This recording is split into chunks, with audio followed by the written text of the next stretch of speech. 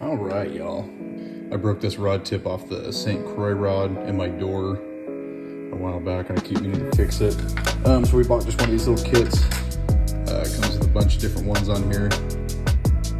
This one we picked, it's about as close to the old one that we had. So anyway, I just wanted to do a quick video and show you guys how to do that if you never have.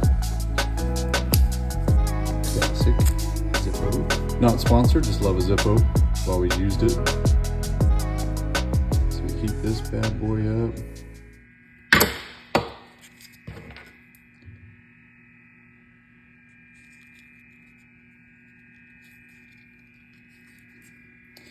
Kind of messy. It's kind of like hot glue.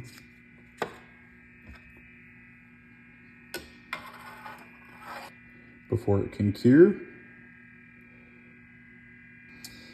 put that on there, line it up as best you can with the rest of it. And it's gonna make this little bubble thing around it.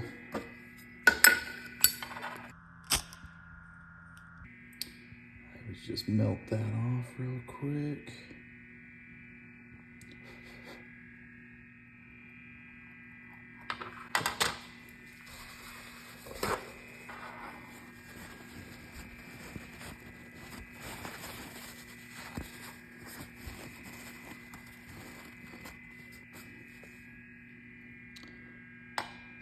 Let that settle. Kind of makes a mess.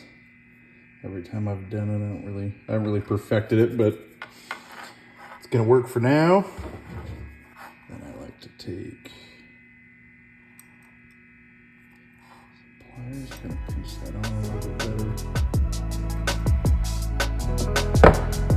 That's gonna last me at least a long while before I gotta order another rod tip for this. Yep, it works, right on. Thank you all for stopping by. Thank you very much for watching, and I'll see y'all soon.